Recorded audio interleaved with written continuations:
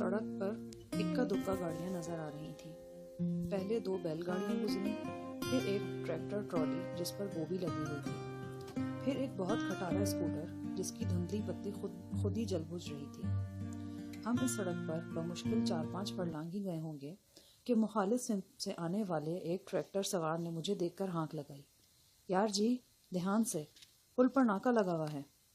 मेरा पाँव बेसाख्ता brake pedal पर आ गया। ट्रक रोककर मैं दलजीत की तरफ और दलजीत मेरी तरफ देखने लगा। ट्रैक्टर सवार ने हमारी बुझी हुई बत्तियां देखकर ख्याल किया था कि शायद बत्तियां खराब हैं। इसने हमें मुत्तला करना ज़रूरी समझा था कि आगे पुलिस घात लगाए हुए है।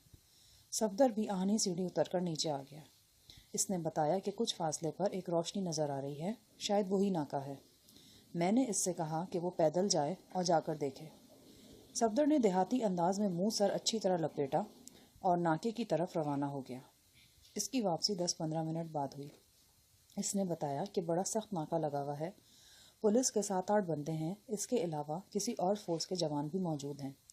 एक वायरलेस वाली जीप भी नाके पर है।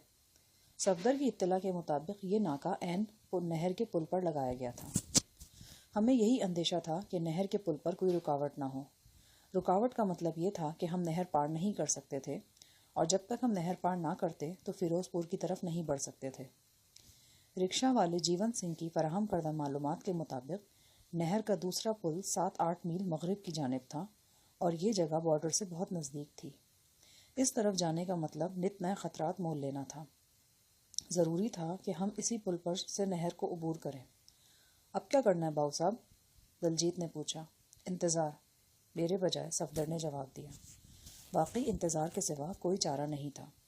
गालिब गुमान यही था कि नाका सारी रात नहीं रहेगा और ये लोग ज़्यादा से ज़्यादा 1-2 घंटे तक यहाँ से चले जाएंगे।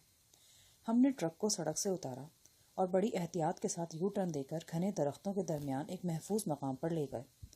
तमाम बत्तियां बुझाकर इंजन बंद कर दिया गया। करीबन 1.5 घंटा हमने सख्त बेचैनी में गुजारा। कभी दरख्तों में टहलने लगते, कभी फिर आकर केबिन में बैठ जाते। सर्दी में हर लहजा इजाफा हो रहा था। जरी गुल छत पर था, लिहाजा इसे सर्दी कुछ ज़्यादा ही महसूस हो रही थी। करीबन 9 बजे सफदर एक बार फिर नाके का मुआयना करने के लिए रवाना हुआ। इस मर्तबा इसकी वापसी आधे-पौने घंटे बाद हुई। वो मायूस नज़र आ रहा था। इसने बताया कि नाका बदस्तूर मौजूद है, जीप भी वहीं खड़ी है। नाका लगाने वाले अमले ने एक जगह दरख्तों में आग जला रखी है और लगता है कि वो तादेर वहाँ रुकेंगे।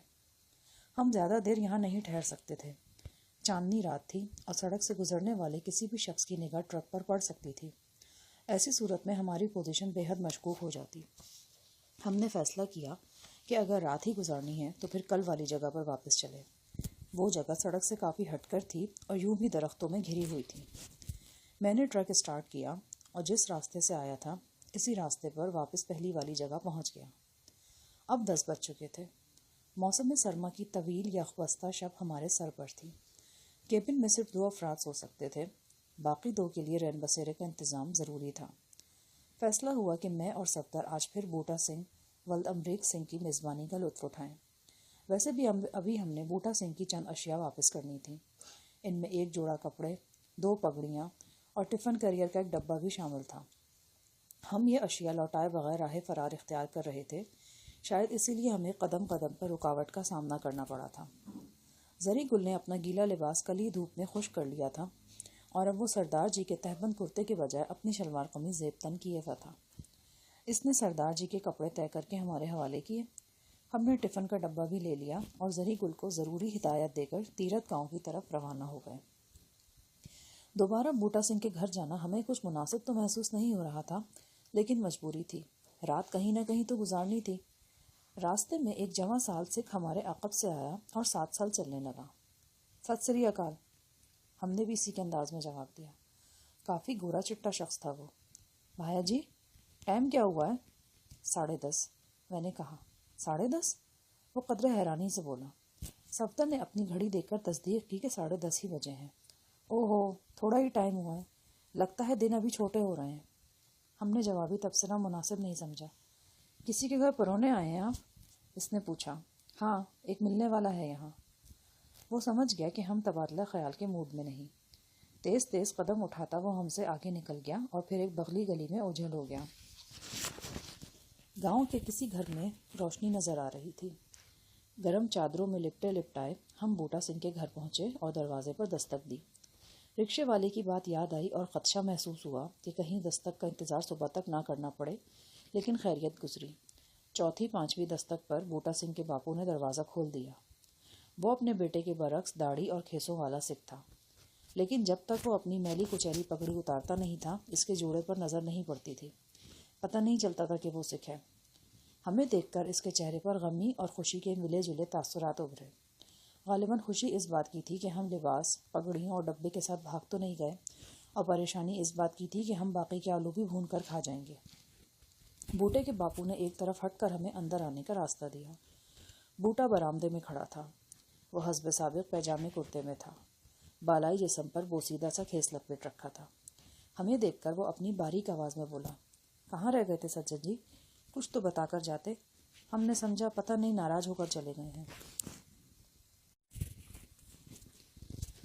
میں نے کہا، نہیں ایسی تو کوئی بات نہیں تھی، تم سو رہے تھے، ہم نے بے آرام کرنا ٹھیک نہیں سمجھا۔ گاڑی کا کیا بنا؟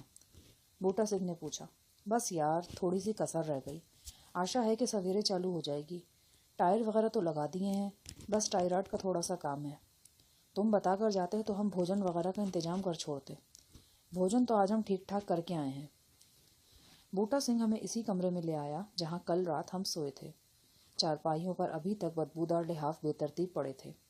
کونے میں بائی سائیکل کھڑی تھی، لگتا تھا مہینوں سے اس پر سواری کی گئی ہے، نہ اسے صاف کیا گیا ہے۔ بوٹا اور امریک سنگھ کے جسموں کی طرح اس بائی سائیکل پر بھی گرد اور میل کچیل کی تہیں چڑھی تھیں، جگہ جگہ سے زنگ بھی لگ گیا تھا۔ بائی سائیکل کے مڈ گارڈز اور فریم پر ریگزین کی پٹی لپیٹی گئی تھی۔ اس ریگزین پر عریاں عورتوں کی تصویریں پرنٹ تھیں جنہیں خوخار درندوں، شیر، چیتے، سانپ وغیرہ نے اپنی گرفت میں جکڑ رکھا تھا۔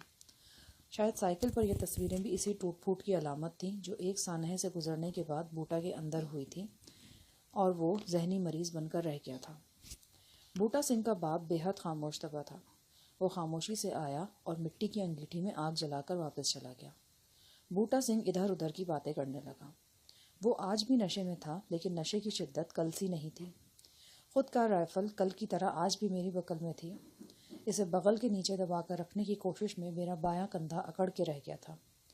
بوٹا سنگھ ہمارے واسطے باداموں والا گڑ لینے کے لیے باہر گیا تو میں نے رائفل جلدی سے لحاف کے نیچے چھپا دی۔ گڑ بھی بوٹا سنگھ کی طرح گندا اور بدبودار تھا۔ بہرحال اس کا دل رکھنے کے لیے ہم تھوڑا تھوڑا کھاتے رہے۔ جلدی بوٹا سنگھ کا باپو چارپائی پر پھیل کر خراٹے لینے لگا اور بوٹا سنگھ کی کمزور آواز بھی نیند سے بوجھل ہونے لگی۔ اچانک بیرونی دروازے پر زوردار دستک ہوئی۔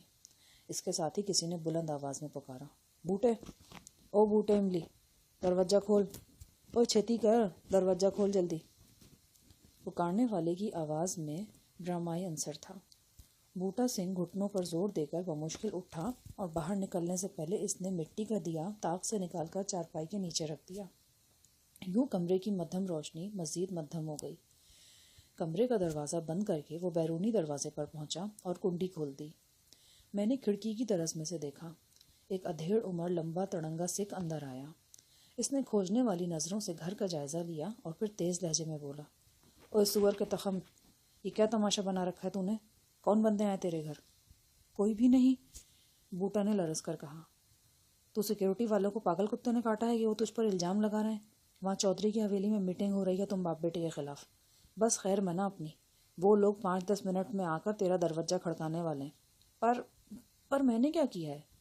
مجھے نہیں معلوم تو نے کچھ کیا ہے یا نہیں، مگر سیکیورٹی والے کہتے ہیں کہ تیرے گھر 2 مشکوک بندے ٹھہرے ہوئے ہیں۔ ہوم گارڈ والوں نے انہیں پہچان لیا ہے۔ ان کا کہنا ہے کہ وہ پاکستانی جاسوس ہیں۔ پاکستانی جاسوس؟ الفاظ بوٹا سنگھ کے حلق سے میں گڈمڈ ہونے لگے۔ لمبا تڑنگا سکھ جھلا کر بولا، تیرے گھر بندے ٹھہرے ہوئے ہیں یا نہیں؟ نہیں چاچا، میں اتنے میں پاس سے کہیں گاڑی کا شور سنائی دیا۔ لمبا تڑنگا سکھ جلدی سے باہر چلا گیا۔ بوٹا سنگھ حیران پریشان کھڑا تھا۔ پہلے 2 قدم چل کر وہ دروازے کی طرف گیا، پھر اس کی کنڈی چڑھا کر ہماری جانب آیا۔ گاڑی عین بیرونی دروازے کے قریب آن رکی تھی۔ جو ہی بوٹا سنگھ کمرے میں پہنچا، میں نے رائفل لحاف کے اندر سے نکال لی اور اس کی گردن سے لگا دی۔ बूटे की आंखें हैरत से खुल गईं। वो एक टिक मेरी तरफ देख रहा था। राइफल सीधी करते वक्त मेरी बुकल खुल गई थी और बूटा मेरा खून आलूद लिबास भी देख सकता था। मैंने उंगली ट्रिगर पर रखी और सफाक लहजे में कहा, खबरदार बूटे, किसी को कुछ नहीं कहना। सिर्फ ये बताना कि कल रात 2 बंदे आए थे और सवेरे चले गए। लेकिन वो अंदर आकर देख लेंगे। नहीं देखेंगे। छुपने की जगह मैंने इसी वक्त मुंतखब कर ली थी जब बूटा सिंह के किसी खैरख्वाह ने आकर इसे मीटिंग की इत्तला दी थी। कमरे में एक तरफ 3-4 फुट चौड़ी परछत्ती सी बनी हुई थी। यहाँ बहुत सा काट कबाड़ जमा था। यहाँ हम दोनों बड़े अच्छे तरीके से रूपोश हो सकते थे। मैंने दीवार के सहारे खड़ी साइकिल की गद्दी पर पाँव रखा और उचक कर परछत्ती पर पहुँच गया। सफदर ने भी ऐसा ही किया। दरवाजे पर अब जोरदार दस्तक हो रही थी। कोई भारी भरकम आवाज़ में पुकार रहा था, इमली, ओ इमली दे बच्चे, दरवाज़ा खोल। मैंने राइफल की नाल बूटा सिंह की तरफ सीधी रखी और फुनकार कर कहा, चल दरवाज़ा खोल, लेकिन याद रख, तेरी ज़ुबान से कोई गलत लफ्ज़ बाद में लिख लेगा, इससे पहले इस राइफल की गोली तेरी खोपड़ी में लगेगी।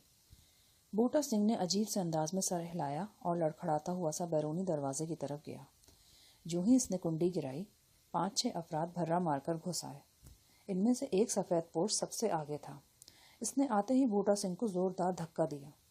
वो गीले फर्श पर बड़े बेढंगे तरीके से फिसला और पुश्त के बल गिरने के बाद फ़ौरन उठ खड़ा हुआ। अंदर आने वाले अफराद पूरे घर में फैल गए।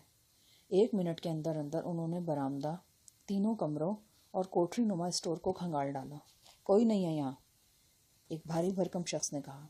सफ़ेद पोश की तरह वो भी BSF का एहलकार नजर आता था। सफ़ेद पोश ने इमली के मुंह पर तड़ाक से थप्पड़ मारा। कहाँ है वो तेरी बहन के?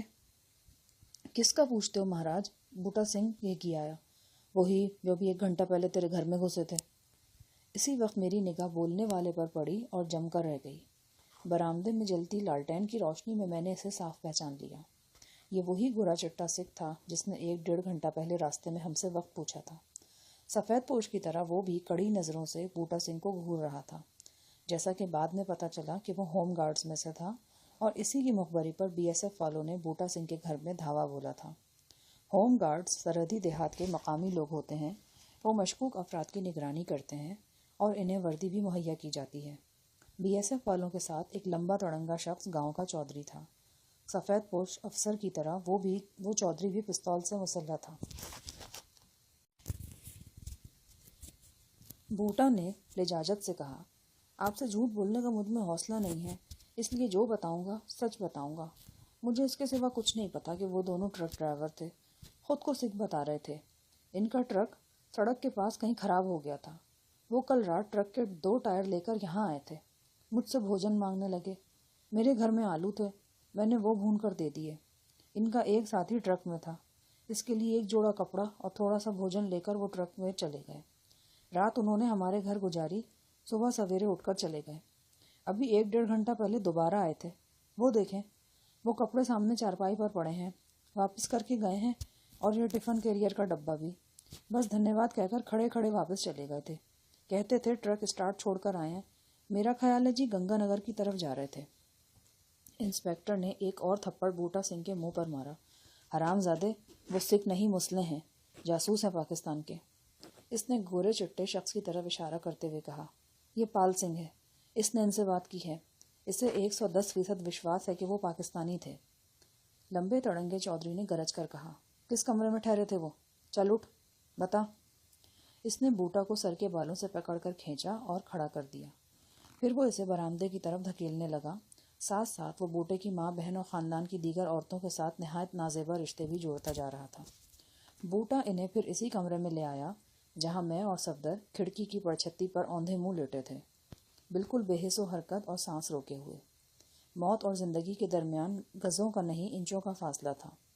मेरी उंगली खुद का राइफल की लबलबी पर थी और आंखें कमरे में दाखिल होने वालों पर लगी थीं। वो पूरे कमरे में दंदना रहे थे, हर शय को उलट पलट रहे थे। 1-2 अफराद ने उचक कर परछत्ती में भी झाँका। वहाँ तारीकी थी और ये तारीकी हमारी ढाल बनी हुई थी। बड़ी आसाब शिकन घड़ियाँ थी ये।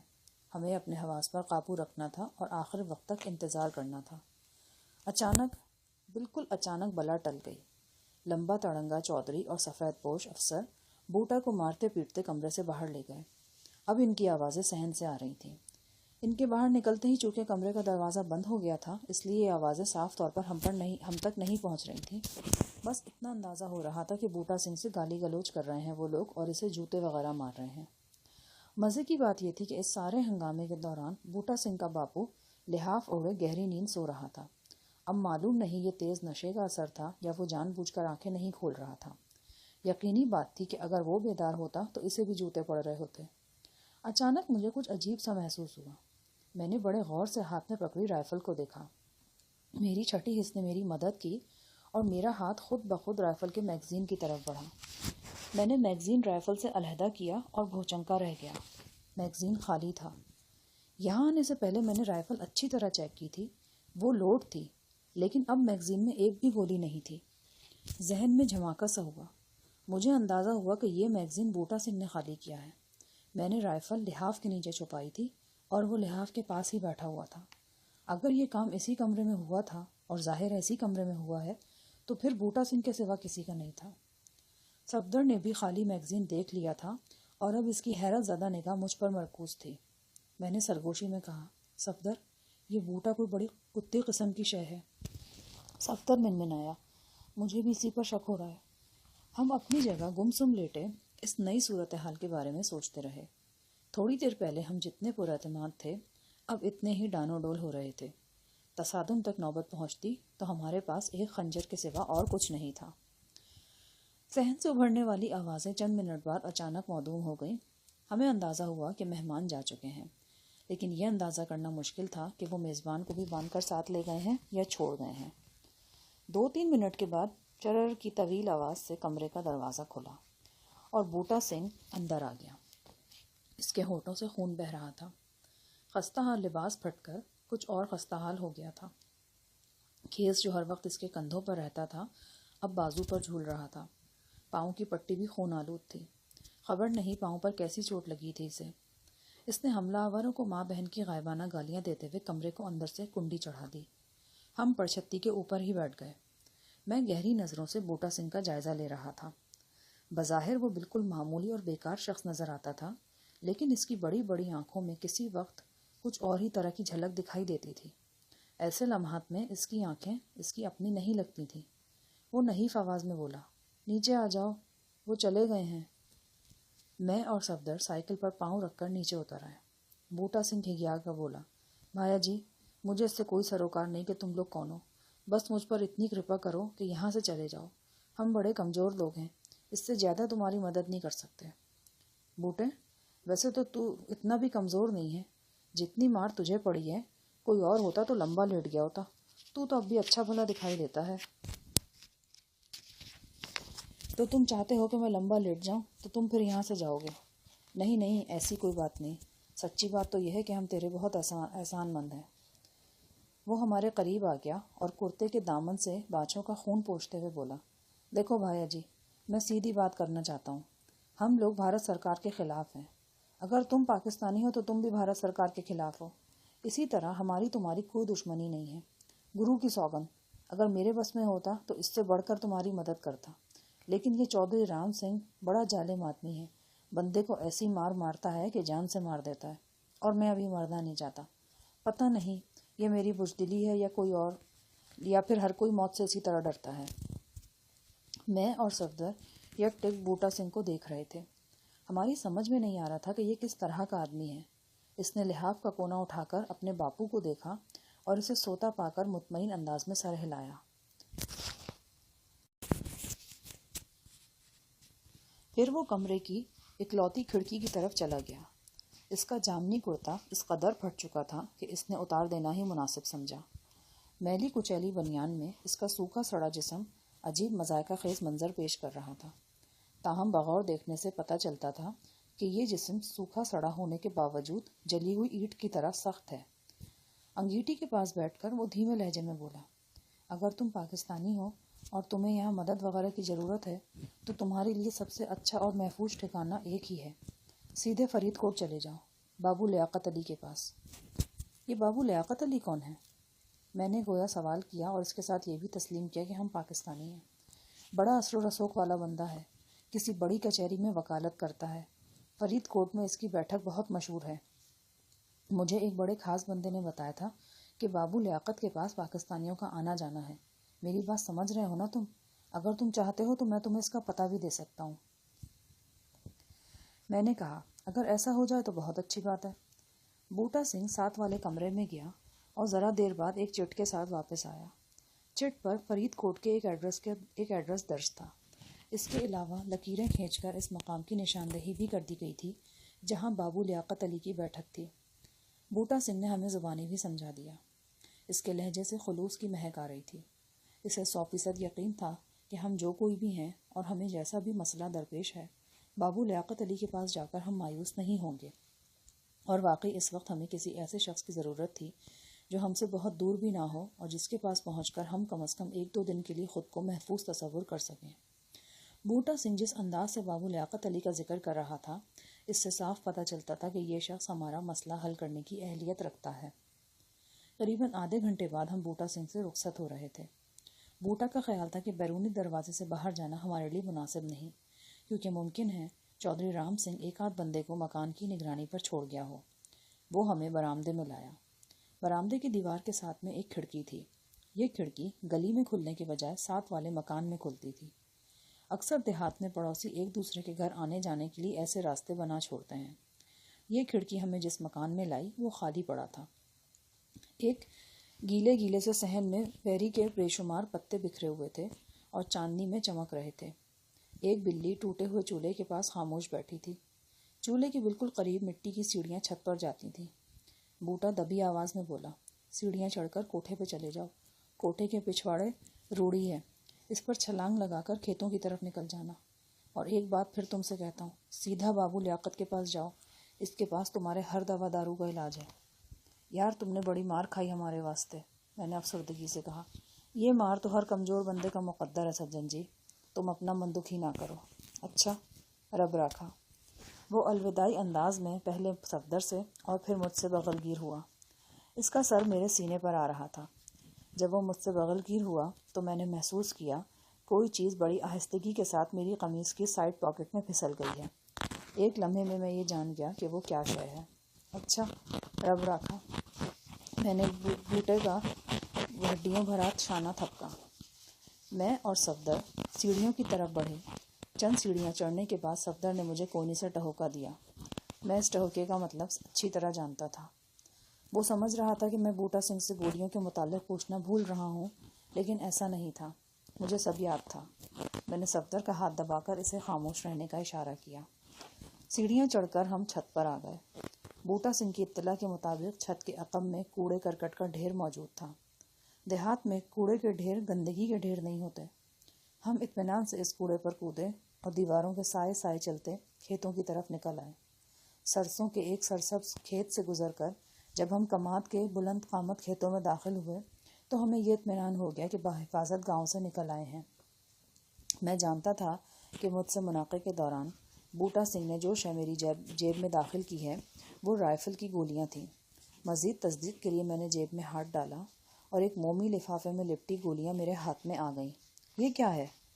صفدر نے چونک کر پوچھا۔ جس کے لیے تم مجھے ٹہوکے دے رہے تھے۔ یہ آپ کی جیب میں کیسے آئیں؟ بوٹا نے مناقہ کرتے وقت ڈال دی تھی۔ بوٹا سنگھ وہ نہیں جو نظر آتا ہے، صفدر بولا۔ میں نے کہا، اس دنیا میں ہر شخص ایسا ہی ہے۔ سینے میں کوئی کہانی چھپی ہوئی ہے۔ ہر چار دیواری میں کوئی داستان لکھی جا رہی ہے۔